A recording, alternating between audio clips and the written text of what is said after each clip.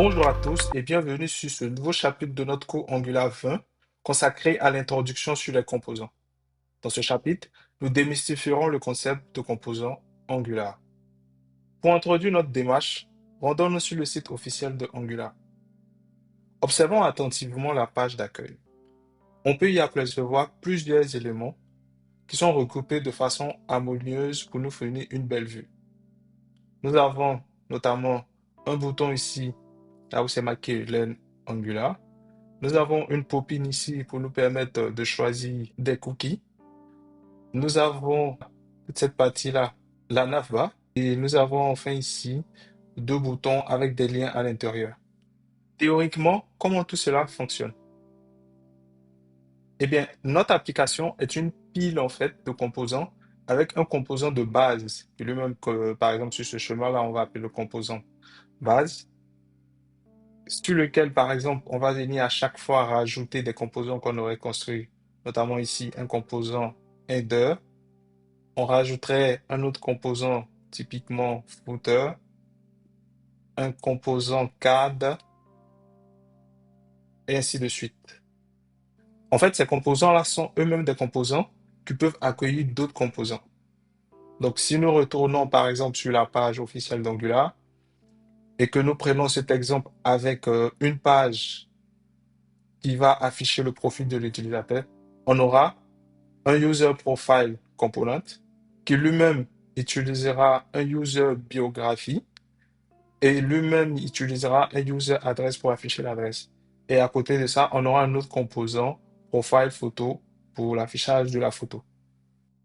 Maintenant que nous avons vu la définition théorique d'un composant, passons à sa définition technique.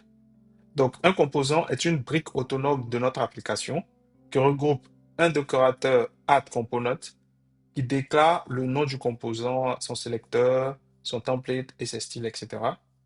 On a un template HTML aussi qui va nous permettre de créer la structure visuelle, le CSS qui va nous permettre de styler toute cette partie visuelle-là, et enfin le TypeScript qui va nous permettre d'ajouter les logiques données, les événements et ainsi que les appels au serveur.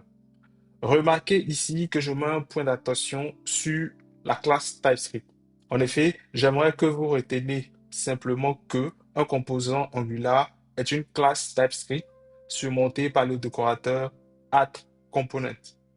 L'idée ici est de pouvoir créer en fait des portions de pages qui pourront être réutilisables et isolées afin de faciliter la maintenance et l'évolution de notre application.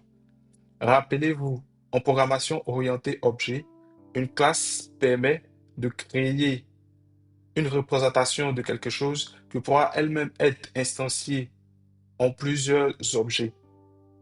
Alors, qu'est-ce qu'un décorateur?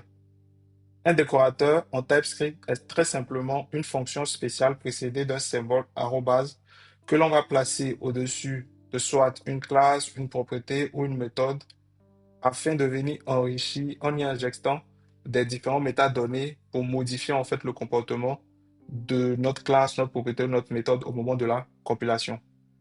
Donc c'est une notion très importante à comprendre parce qu'elle sera utilisée assez fréquemment dans le composant Angular. Typiquement, des exemples ici qu'on pourrait citer succinctement, on aura par exemple le décorateur injectable qui va nous permettre de créer des services. On aura le décorateur directive pour la création des directives, le décorateur pipe pour la création des pipes. Nous verrons bien évidemment en détail tous ces concepts-là dans nos prochains chapitres. Terminons enfin notre chapitre sur le pourquoi de l'utilisation des composants. Alors, premièrement, on aura une modularité. Donc, chaque fonctionnalité sera isolée dans sa propre classe, comme on l'a vu. En deuxième point, on aura la réutilisabilité.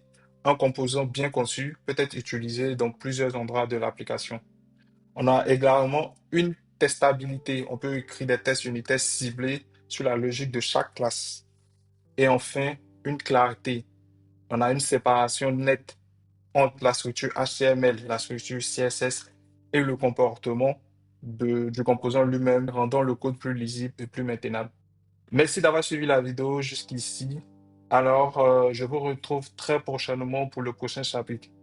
D'ici là, n'oubliez pas de partager de liker et de vous abonner si ce contenu vous a plu. À très bientôt.